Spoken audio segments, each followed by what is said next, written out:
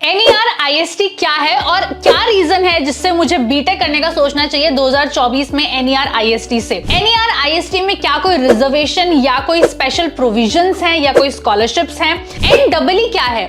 NEE में क्या programmes और लेवल्स अलग अलग होते हैं? NEE के इंपॉर्टेंट डेट्स, एलिजिबिलिटी क्राइटेरिया क्या है? क्या एक डीम्ड टू बी यूनिवर्सिटी और प्राइवेट यूनिवर्सिटी एक ही चीज होती है? अगर आपके भी यही सारे डाउट है तो बीटेक फर्नांडो संस्थान का आज का ये वीडियो आपके लिए बेहद इंपॉर्टेंट होने वाला है, क्योंकि इस वीडियो में हम डिस्कस करने वाले हैं NER-IST के NEE के फुल अपडेट्स को। हाय, आई एम रश्मि, मैं बीटेक आईटी ग्रेजुएट और मुझे 8 सालों से ज्यादा का रिच कॉर्पोरेट एक्सपीरियंस और अपने इसी एक्सपीरियंस के बेसिस पे मैं आपको अच्छे से अच्छा गाइड करने की पूरी कोशिश करूंगी। बट उससे पहले अगर आप चैनल के ऊपर या वीडियो के ऊपर नए हैं तो प्लीज सब्सक्राइब कर लीजिए बीटेक फर्नांडो संस्थान को। वीडियो अगर थोड़ा सा भी इन्फॉर्मेटिव लगता है तो प्लीज लाइक कीजिएगा, ज्यादा से ज्यादा अपने दोस्तों के साथ शेयर भी कीजिएगा। बिना किसी देरी के चलिए शुरुआत करते हैं इस बेहद ही इंपॉर्टेंट वीडियो की।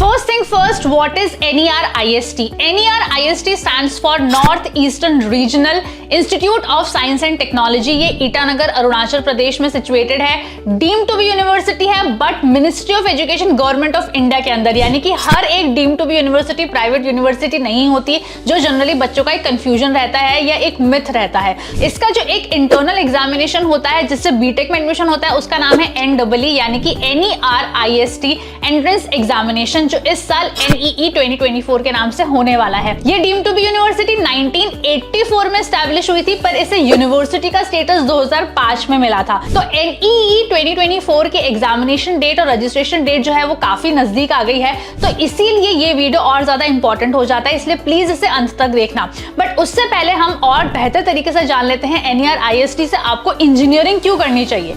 इसमें है रीजन नंबर 1, इसकी NIRF रैंकिंग। अगर मैं NIRF रैंकिंग 2023 की बात करूं तो इंजीनियरिंग कैटेगरी में ये यूनिवर्सिटी 151 से 200 रैंक के बीच में आई हुई है। रीजन नंबर 2 है यहाँ पर जो कोर्सेज ऑफर होते हैं, तो यहाँ पर mechanical engineering, civil engineering, computer science and engineering, electronics and communications engineering and agricultural engineering जैसे कोर्सेज जो है वो बीटेक के अंदर रन होते हैं। अगर हम रीजन नंबर 3 की बात करें तो यहाँ पर जो NEE का एग्जामिनेशन होता है या जो कोर्सेज ऑफर होते हैं वो काफी अलग अलग लेवल्स के होते हैं। सो फॉर एग्जाम्पल, अगर हम NEE की बात करें तो यहाँ पर NEE के 3 अलग अलग लेवल्स होते हैं जिसके बेसिस के ऊपर अलग अलग प्रोग्राम्स में आप एडमिशन ले सकते हैं। NEE1, NEE2 and NEE3।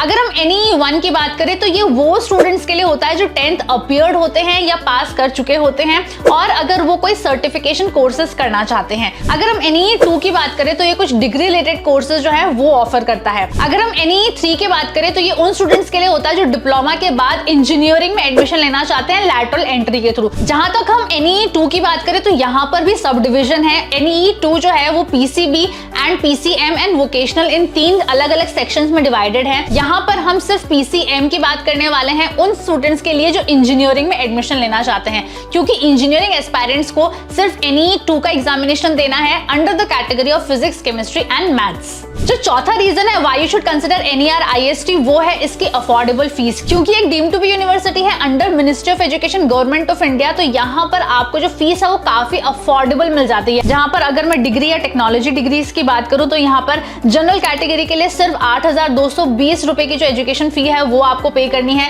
And in fact अगर आप डिग्री कोर्सेज के अलावा अगर सर्टिफिकेट कोर्सेज या वोकेशनल या लैटरल एंट्री की भी अगर फीस की बात करें तो ये भी काफी ज्यादा अफोर्डेबल एंड बजट फ्रेंडली है। रीजन नंबर 5 है NER-IST आपको स्कॉलरशिप्स एंड स्टाइपेंड प्रोवाइड करता है आपके बेसिस ऑन एलिजिबिलिटी। अगर आप एक मेरिटियस स्टूडेंट हैं, अगर आप एक रैंक होल्डर हैं, अगर आप एक इकोनॉमिकली वीकर सेक्शन से बिलोंग करते हैं, अगर आप अलग अलग स्पोर्ट्स कैटेगरी से बिलोंग करते हैं, काफी मेधावी छात्र छात्रा हैं, या अगर आपकी अलग अलग एलिजिबिलिटी बेस्ड ऑन रीजन या लैंग्वेज है तो आपको प्रोविजन है कि आपको स्कॉलरशिप जो है वो मिल सकती है। इसके साथ साथ ही नेशनल स्कॉलरशिप पोर्टल की कुछ स्कॉलरशिप्स जो हैं वो भी आप अवेल कर सकते हैं अगर आप एक NER-IST स्टूडेंट हैं। इसका रीजन नंबर 6 है रिजर्वेशन फॉर डिफरेंट कैटेगरीज। अगर मैं यहाँ पर नॉर्थ ईस्टर्न रीजन के स्टेट्स की बात करूँ तो यहाँ पर हर एक स्टेट को 10% जो रिजर्वेशन ऑफ सीट्स है वो मिल जाती है। अगर मैं ऑल इंडिया रैंक की बात करूँ या मैं ऑल इंडिया स्टूडेंट्स की बात करूँ तो उनके लिए भी 10% जो है सीट्स रिजर्व्ड है। इसके साथ साथ ही फिजिकली हैंडीकैप्ड स्टूडेंट्स के लिए भी रिजर्वेशन है, इकोनॉमिकली वीकर सेक्शन स्टूडेंट्स के लिए भी रिजर्वेशन है, यानी कि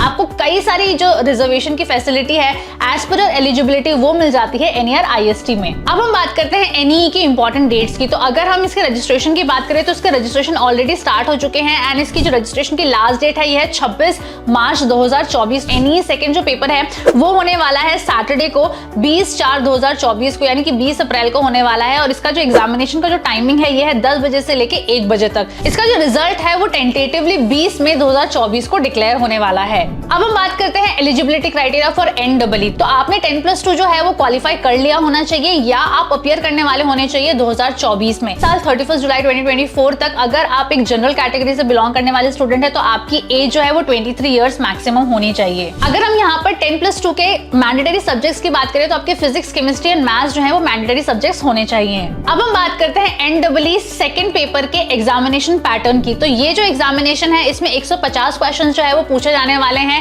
3 अलग अलग सेक्शंस होने वाले हैं, physics, chemistry and maths. Section A and section B जो है वो सभी स्टूडेंट्स के लिए कंपलसरी है। जो सेक्शन C है या तो वो मैथ्स का होता है या वो बायोलॉजी का होता है, पर क्योंकि हम इंजीनियरिंग एस्पायरेंट्स की बात कर रहे हैं तो उन्हें अपना जो सब्जेक्ट कोड है या जो पेपर कोड है उसे 20 सिलेक्ट करना है, तब वो फिजिक्स, केमिस्ट्री, मैथ्स के लिए एलिजिबल होंगे। और ये जो होगा ये होगा सेक्शन नंबर 3। अगर हम यहाँ पर नेगेटिव मार्किंग की बात करें तो नेगेटिव मार्किंग है तो हर एक क्वेश्चन जो है वो 1 मार्क का होने वाला है। तो जो नेगेटिव मार्किंग है वो है -0.25। अगर हम सेक्शन C की बात करें तो यहाँ पर 30 क्वेश्चंस 1 मार्क ईच के होंगे और 15 क्वेश्चंस 2 मार्क्स ईच के होंगे। अगर आप कंप्लीट इन्फॉर्मेशन चाहते हैं for eligibility and for examination pattern तो इसकी सारी जानकारी आपको इस टेबल के ऊपर नजर आ रही होगी।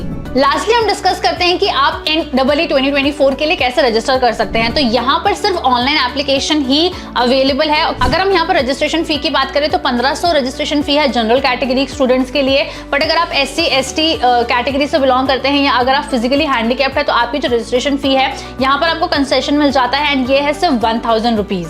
क्योंकि ये एग्जामिनेशन अलग अलग लेवल्स के लिए है तो यहाँ पर आपको स्पेसिफिकली अपना लेवल जो है वो सिलेक्ट करना है। तो इंजीनियरिंग एस्पायरेंट जो है उन्हें अपना फिजिक्स, केमिस्ट्री, मैथ्स यानी कि paper code 20 and NEE second paper जो है उसे सिलेक्ट करना है। जब आप ये सिलेक्ट करेंगे तो उसके बाद आपको अपना एग्जामिनेशन सेंटर जो है वो पूछा जाएगा। आप अपना सबसे नियरेस्ट एग्जामिनेशन सेंटर जो है वो चूज कर सकते हैं। आई होप बच्चों आपको NER, IST एंड NEE 2024 की सारी इन्फॉर्मेशन इस एक ही वीडियो में मिल गई होगी। अगर अभी भी कोई डाउट रह गया तो प्लीज मुझे कमेंट करके बता दीजिए, मैं उस कमेंट का जरूर रिप्लाई करूंगी। अगर वीडियो थोड़ा सा भी इन्फॉर्मेटिव लगा ना तो प्लीज लाइक कीजिए, अपने उन दोस्तों के साथ शेयर कीजिए जो अरुणाचल प्रदेश में इंजीनियरिंग करने के सपने देख रहे हैं या इन जनरल नॉर्थ ईस्ट में इंजीनियरिंग करने के सपने देख रहे हैं। अगर अभी तक आपने सब्सक्राइब नहीं किया है तो प्लीज सब्सक्राइब कर लीजिए BTech Finance by Sunstone को। Thank you.